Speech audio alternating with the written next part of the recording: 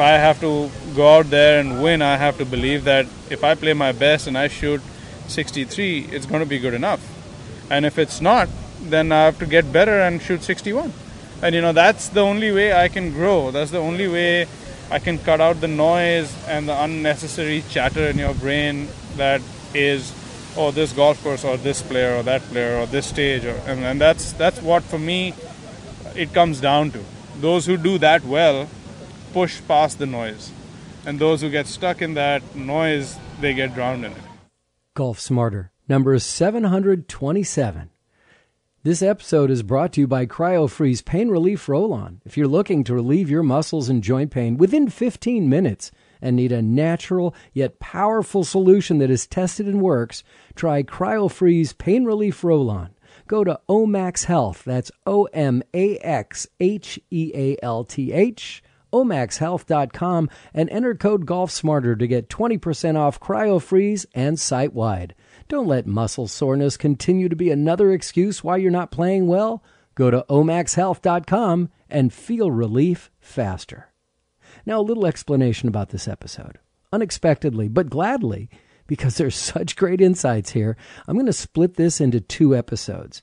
Our featured guest is Cary Valentine, author, coach, and motivational speaker who lives in Hawaii.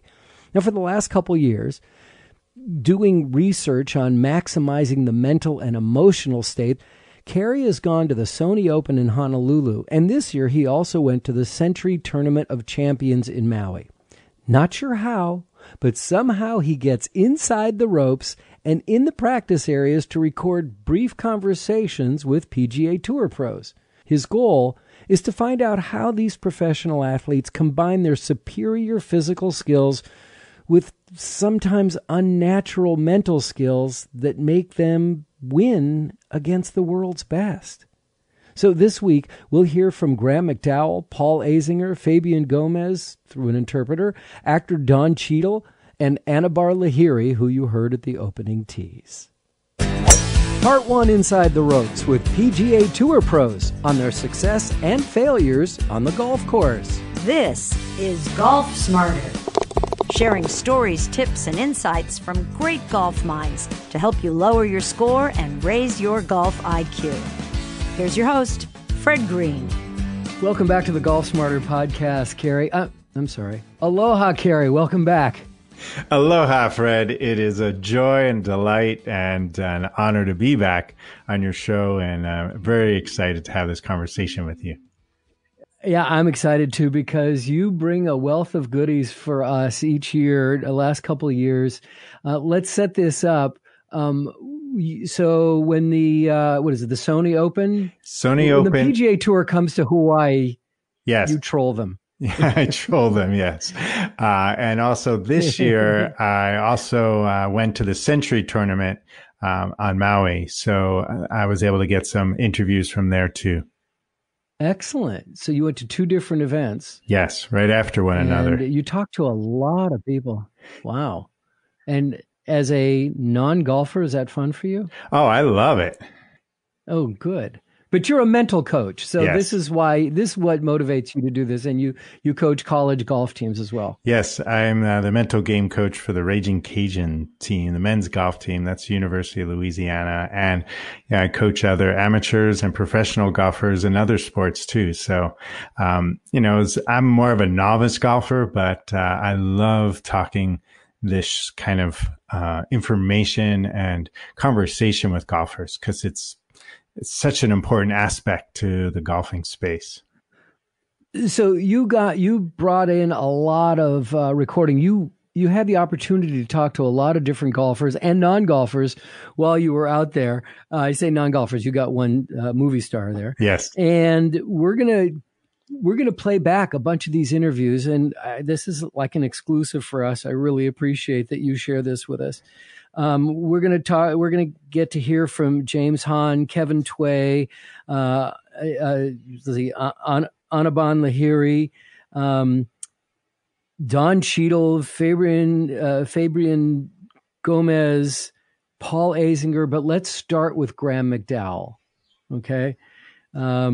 you basically, what are the kind of questions you were asking these people? Let's start with that. Oh, it's a wide range of mental game questions, Fred, in reference to their development in their journey from an amateur to a professional in their mental game approach, as well as tips that can help the amateur golfer as well as the aspiring, let's say, college golfer who wants to be a pro. It's so interesting because in listening back to these, I find that they're not much different than us. They're in the way they approach the game and the mental aspect of the game. They're just better golfers because they get to do it for a living. I agree with you. They obviously had some natural abilities. They have some natural abilities, but beyond that, it's like they struggle with their own self-image and their own self-worth. And, if they're good enough, I found that absolutely fascinating. I did too, especially as we, talking with Paul Azinger, he really spoke to that as well, as we'll probably hear about that in his part. Yeah. Well, let's go to Graham McDowell first. So you basically asked him, what was the influence on his mental game? And here's what he said. Big changing point in my life from a mental game point of view was probably reading Rotella's book, Golf's Not Game Perfect. I read that when I was about 15 or 16. I think it was a very, very important book for me at the time because it taught me a lot of the basic principles of, that this game isn't a game of perfect, of course. And I mean, things are going to go wrong and how you're going to deal with those things when they do go wrong. About having a great pre-shot routine. I think Rotella says that, he calls it your rod and your staff. It's the thing that you rely on the most when you're under pressure is your routine. Something I've always worked hard on, and most of my sort of professional career is, not just pre-shot routine, but post-shot routine. Kind of that little bit of a debrief. What went right, what went wrong. Anchoring the good shots and being very neutral about the bad shots, and just assessing what went wrong. Maybe having a little rehearsal practice swing, putting the club back in the bag, and saying it's over. Let's move on and go and try and get the ball up and down. About picking great targets off the tee. Aim small, miss small. Just the really simple basics, like I say, that I feel like I learned from that book, and that I got better at doing as my professional career went on. So it's a tough game. It's going to test you on a lot of levels, and you just have to be very patient and enjoy it for what it is. Because if you let it get you down, it will get you down. But it's a fun sport, and like I say, the basic principles I used in my late teens, I still use to this day. So what do you remember about that conversation with him? Oh, it was cool. He and his caddy this was at the Century tournament.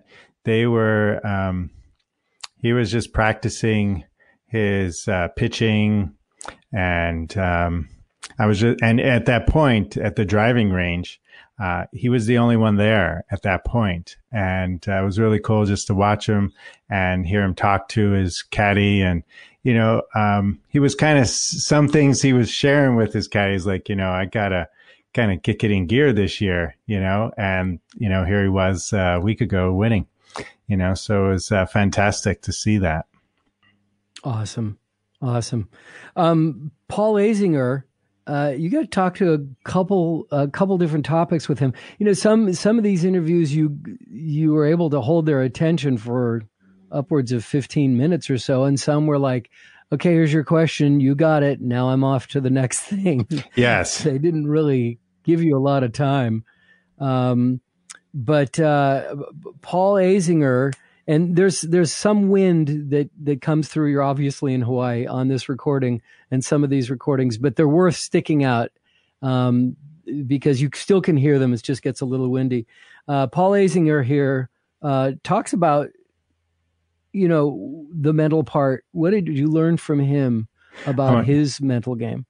Yeah. First off, too, you bring a great point. It was unseasonably rainy and particularly windy at the Sony Open is where this interview happened. And so, even with like a really nice covering over the mic, you can unfortunately hear that wind. So I apologize for that part. Yeah. But with Paul, it was really fascinating because here, obviously, an ex-pro, talking about, where things were in a sense, when he was playing and where they are now.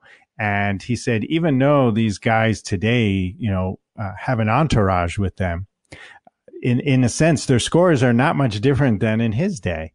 And he was mentioning that some guys like Tiger Woods have a very profound kind of process to keep themselves calm, like particularly Tiger, and keep himself poised under the so-called pressure. And then other guys, they don't have a clue, and yet here they are playing at the pro level. So I really concur with you. That's been a fascinating experience, interviewing so many golfers at the pro level and finding out that for the most of them, they're not much different in their mental game, unfortunately, from my perspective, than, amateur golfers. All right, well, let's hear first thing we have to hear from Paul Azinger. The whole mental part of golf, for me, it doesn't ever end.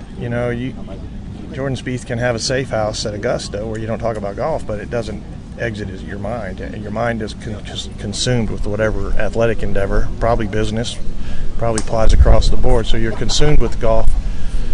Golf requires a great amount of feel. But I learned how to relax myself in tense moments, and I learned how, when the pressure amped up, how to slow myself down with walking pace and breathing. And I swear Tiger Woods, I think, can control his heart rate with the way he blinks almost. He blinks slowly, if you'll notice, under pressure. And there are all kinds of tricks to deal with pressure. You could have anxiety to go to the dentist, and if you can be the most visual person alive and close your eyes and open your mouth and lay in that chair, you can deal with just about anything if you're playing golf in your head or doing anything you want in your head. And I think that's the trick, having that ability to go to another place in your mind. And golfers do it. And, there's a long walk between shots, and there's a lot of self-talk going on, and the self-talk has to be good.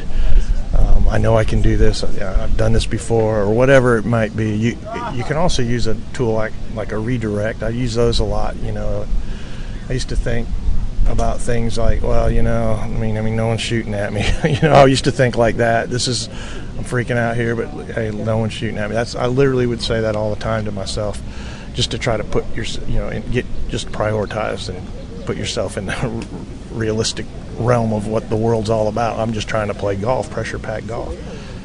But you've got to figure out how to use those tools that'll make you slow down, calm down, and that's what all these guys should be seeking. Most of them are just after the physical part of this sport, and they haven't yet learned the mental aspect of it. And they can make a nice living maybe, but they're not going to be what Justin Thomas is, and who knows what Tiger did. I think self-belief was big. You surround yourself with people that believe in you. I think I had people that believed more in me than I believed in myself for a long time. But it's hard. It just is hard. If it was easy, everybody could do it. I don't think everybody even thinks about it, to be honest with you. That's not the difference in me. It's not mentally. If I'm hitting it good, I'm great mentally. If I'm hitting it bad, it's the opposite. If you're great mentally, I think you increase your chances of hitting it well. So that's always been my thinking about that. And then Paul talked about using his mental tools while on the tour. Here's what he had to say about that. The really top players travel with entourages now. Mental coach, full swing coach, short game coach, massage guy, physical therapist. They got it all. It's just so different, but the scores aren't that much different. Now, our the next person we're going to talk to that you spoke to, Fabian Gomez, who you spoke. I give you a lot of credit, man. You had to speak through an interpreter on this one. Yes, and these guys are a ball of joy. I spoke through his caddy, Coco, and Coco is kind of almost like an uncle to him, in terms of their age difference and things. But because they both come, from Argentina and have developed a great relationship over the years, they're really wonderful to talk with. And the wealth of information they're free to share. It was great to talk to Fabian about his first love is really soccer. So, you know, of course, golf came as a second thing. And, you know, it's just a fabulous thing. And just an additional thing, part to share. They did, in the last Olympics in Rio, they did a little special, and people can search for it. They interviewed Coco and Fabian about their relationship. And it was a really beautiful interview that was done. And, insightful too about how these two gentlemen interact with each other. Well, there's only one cut we have from him, and he doesn't really spend a lot of time on the mental game. Here's what they had to say. It's not too much thinking when he's playing, just concentration, you know, to make a birdie, but not too much, not much thinking. Sí, no, digamos, la idea es no pensar tanto en el campo. It's not thinking too much inside the course. You know? And our for this segment, our final guest is going to be actor Don Cheadle, who's known for his love of golf, and he tells us here how he got started playing. I was playing with my dad. Yeah? Yeah, he and his brother played a lot. He and my uncle and my cousin played a lot, and I wanted to be out there with my uncle and my cousin and my dad, so I started taking it up. But then you were asking him how golf and acting, what the similarities are, and what the differences are, and how he approaches both. I thought that was really compelling. Tell me about your interaction with him, because he also sounded like, I don't know if he was signing autographs or trying to dismiss you, but it sounded like he was trying to leave. What was happening with good thing. Thank you. Yes. No, what was happening with Don is, at the end of his round, which, also, included Chris Berman, was playing as well. When Don came out and was finishing, he was signing autographs and things. And then we were just walking, to where he was headed. So that's when we were doing our interview. But he was very gracious, you know, with what he had to share and his energy with me and time. And he looks amazing. It was like, gosh, I mean, I know he looked like he was in his 20s, you know. I was like, wow, dude, what you're doing is wonderful. It's hard work looking that good, I bet, but you got to do it for acting. I mean, being in the moment, I think, something that you have to do in acting, and it's something that you definitely have to do as a golfer. You can't get ahead of yourself, have to just play the shots. Then once you really internalize the fact that you're not good enough to get mad, you know. I'm not good. I actually get mad if I don't remember lines or something, but not if I'm out here and not playing well. That's just golf. All right, let's take a quick time out, and when we come back, we'll talk to Anibar Lahiri. This episode of the Golf Smarter podcast is brought to you by CryoFreeze Pain Relief Roll-On. Recently, my close friend and playing partner, Neil, mentioned that he had some shoulder pain that was bothering him. I just happened to have some CryoFreeze Pain Relief Roll-On in my golf bag, so I gave it to him for his upcoming ski trip. The following week, I asked him if he used it and if it helped. So, Neil, last time we played golf together, you had mentioned that you were going skiing and you were having a lot of shoulder pain. Your wife even emailed me and said, make sure he doesn't hurt his shoulder when you play golf. Right. So I gave to you some of this CryoFreeze CBD pain roll-on from Omax Health. Yeah. And you took it up to go skiing. Did you use it? I did. Yeah. I used it. I think I pulled my shirt off as we were driving up to Lake Tahoe to North Star. And my wife rolled it on there, and then I did a little bit more, and I pulled my shirt back over it. And it's a little too much information. Come on. I don't want to know what your wife is stories. Rolling on to you. You want while detail. Driving. Stories are about detail, Fred. Okay? Yeah. It actually seemed to work pretty well. And then I think on the way home I put some more on. And I felt like it was doing some good. I think my shoulder's really sore from pulling, not from golfing. And then I put it on this morning because my shoulder was definitely feeling, was barking a bit this morning. And it feels pretty good right now. Are you getting instant relief from it, or are you just later you're going, oh, there's no pain? I think it's not instant, but I would say it's 10, 15 minutes. Really? Yeah. Yeah. So it's just pain relief, or you just don't know it's there? I think there's a little pain relief. I think some of the barking goes away a little bit. Awesome. Thank you. Thanks for sharing this stuff with me. I might try one more application before we finish today. Oh, absolutely. Thank you. Just let me know. Yeah. So if you're looking to relieve your muscle and joint pain within 15 minutes and need a natural yet powerful solution that is tested and works, try CryoFreeze Pain Relief Roll-On. Go to Omax Health, that's OMAX HEALTH, omaxhealth.com, enter the code GolfSmarter and get 20% off CryoFreeze and site-wide. Don't let muscle soreness continue to be another excuse why you're not playing well.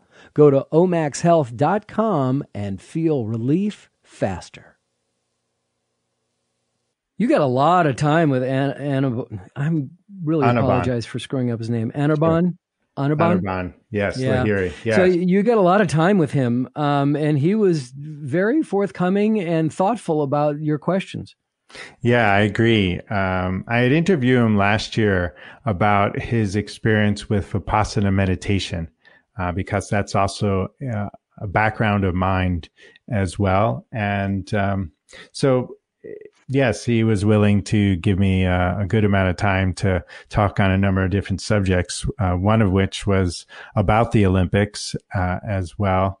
And then also, I think this is really helpful piece about the players that he meets up in India with who are golfers, and ask him about what is it taken? What's the special thing it is taken for him to be a pro? And then, let's probably hear about his response about that.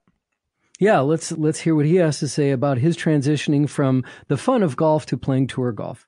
For me, there were many different challenges, whether it was,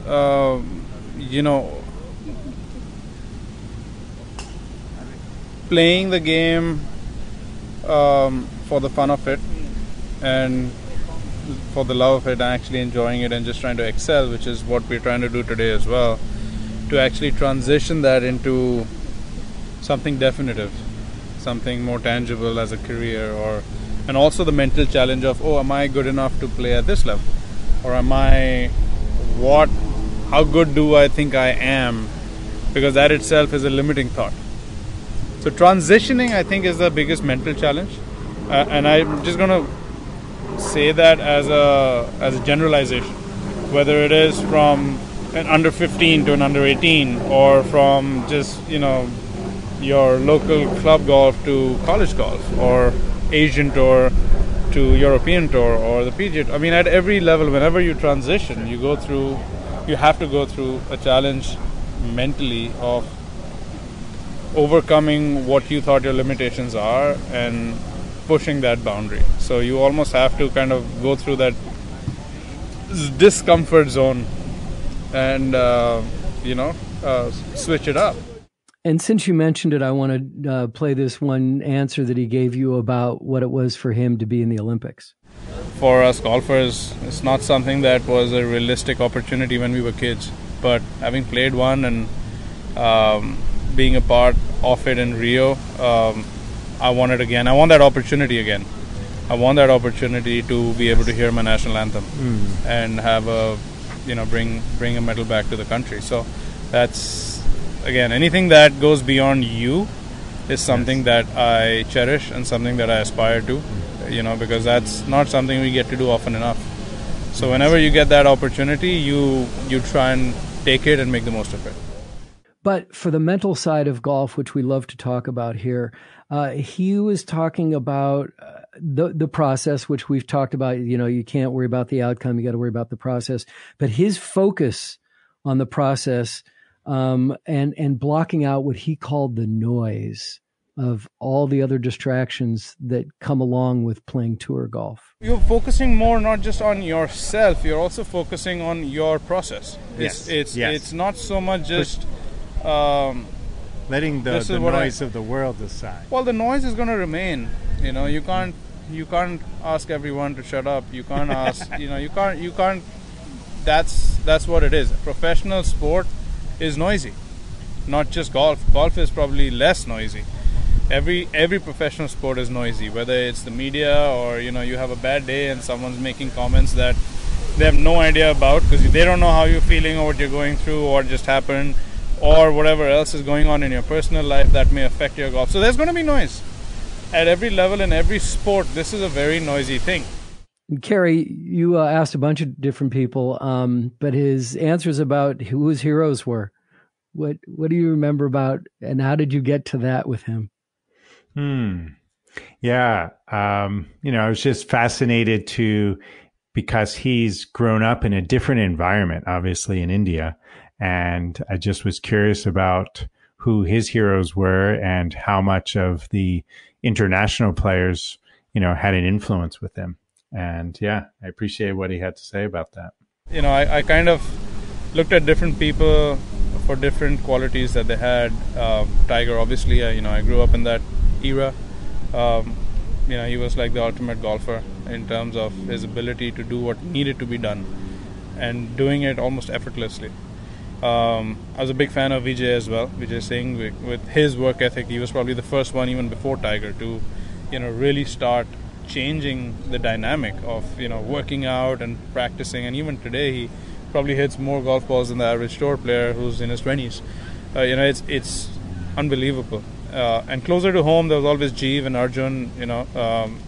They've been flag bearers, and they did a lot of things that was not considered possible for an Indian golfer.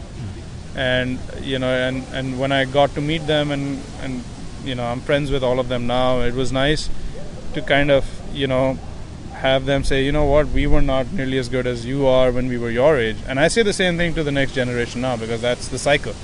So he's like, look, if we can do it, you can definitely do it. And the world's your oyster. You can do whatever you want. So there were different people for different reasons.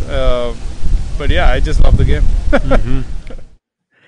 Yeah, and then followed up with his own superpowers, right? And how he approaches it. I found this so interesting. Let's talk about what he feels his powers are. I definitely think there is a greater purpose to where we find ourselves. And there is a definite purpose to me being here. I do think that I have been probably more resilient than a lot of people in my position, who may be more talented or more gifted or more hardworking even. But I think a lot of it comes down to just having the mental fortitude to grind it out when you need to grind it out, to basically be able to do what is necessary instead of what is ideal or what you would like. You seldom do what you like, and if you find yourself doing a lot of what you like, then you're probably not moving forward. So I've always been welcoming of discomfort, of being uncomfortable. I thrive in an uncomfortable situation, and I think that helps me to grow. And that's something that I embraced when I was in my teens, and I think that's probably been one of the main things that has helped me along the way, especially when the chips were down. So yeah, having said that, you still have to use that in a positive way, and I think I've been able to do a decent amount of that, and hopefully I do more of it going forward. So keep going. But like, we talk with so many different teachers, and their approach to, like, recently talked about being a clutch golfer, and it's not so much hitting a lucky shot. It's about being prepared for that opportunity. And you talked to him at length about preparation. I think a lot of it has to do with how you prepare. A lot of it has to do with, at least for me personally, a lot of it comes down to preparation. If I feel that I'm underprepared or I haven't put in the work, and I'm not in a place where I can trust myself, because that's what it comes down to, then dealing with that same situation is a lot harder. But that situation is going to come one way or the other. But for me again personally, if I prepare to the extent that I feel ready, I feel confident and I can trust myself, regardless of the fact that I just did 3 bad shots or I made 2 bad swings or whatever. I'm like, yeah, but that happens. But I trust myself that I can go out and birdie 5 of the next 7 holes or do what is needed to get done. And that almost comes from a lot of things that precede that moment. It's not thin air. It's not just, so whether it's good memories of being in that same situation and digging yourself out, which is what basically is a explanation of experience. Also the fact that, just because I had a bad round or I played bad this tournament doesn't mean I'm a bad person or a bad golfer or my life is over. And again, that's experience, which is why with experience you see guys bouncing back and actually handling the situation a lot better. So that also comes into play. But for me, the biggest thing is preparation. The more prepared I feel I am, the more capable I am of handling adverse situations during a tournament. So obviously that's a preparation physical, with your game. But also, do you do things and specific things on the, let's say, the mental or visualization? Yeah. But that's what I mean when I say preparation. I don't mean physical at all. Actually, when I say preparation, I mean where does confidence come from? Right? That's a fundamental question. To different people, confidence comes from different things. I'm swinging it great and I'm feeling great, so I'm just going to keep doing that.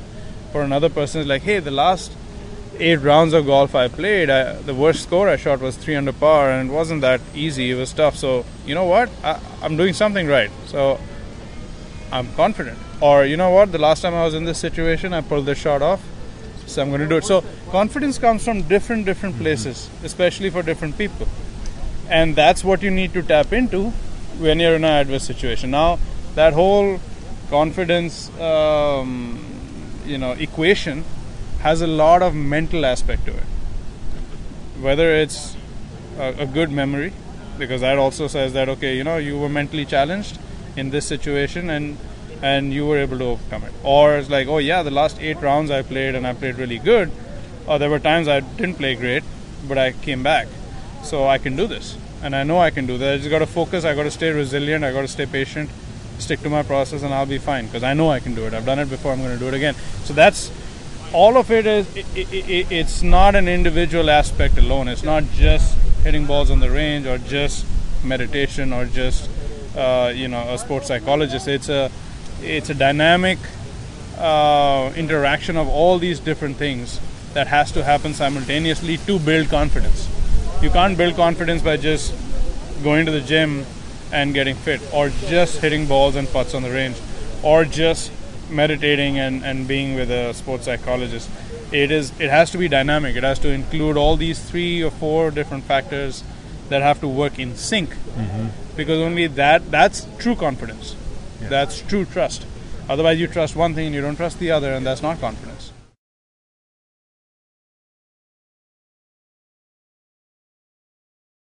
Cary, did he remember you? Oh, yeah, definitely. Year? Oh, yeah, for sure. Why you ask?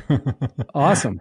Well, I just, he in a year's time, he goes through a lot of different interviews, sees a lot of different people, but he just seemed, I remember last year, he just seemed a lot more comfortable with you this time.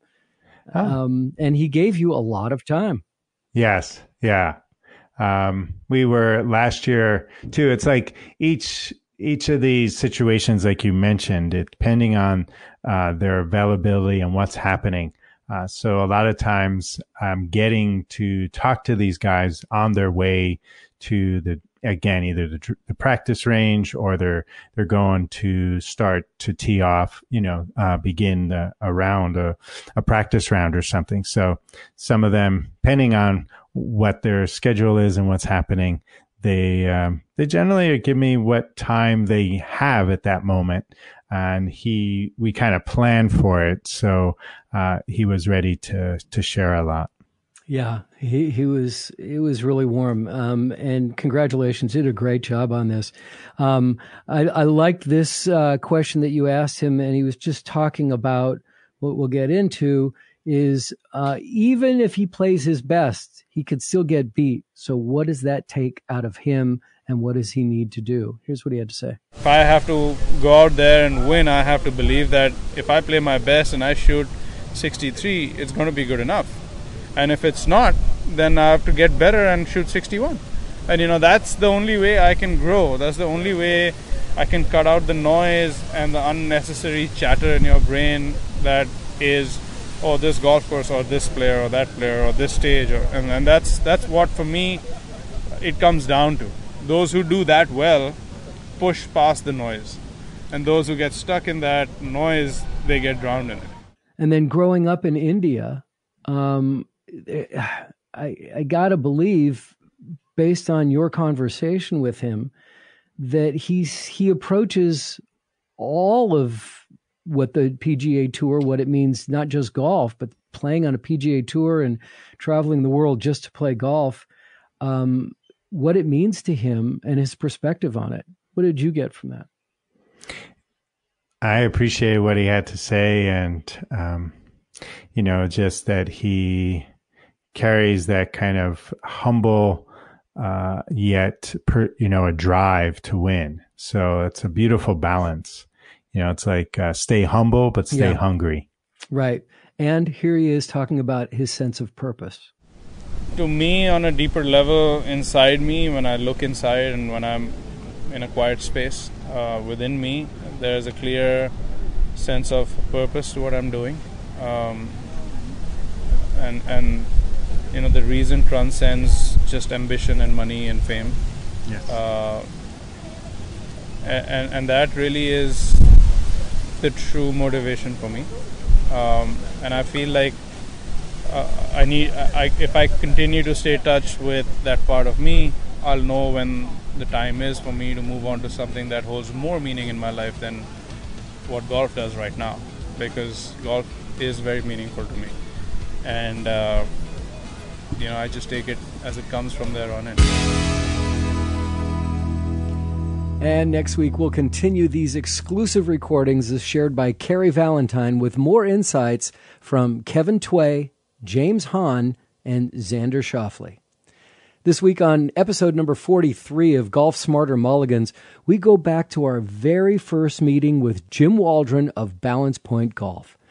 Jim has been one of my all-time favorite instructors because of his ability to incorporate and articulate the mental game and swing mechanics into a single, sensible, easy-to-understand method of game improvement.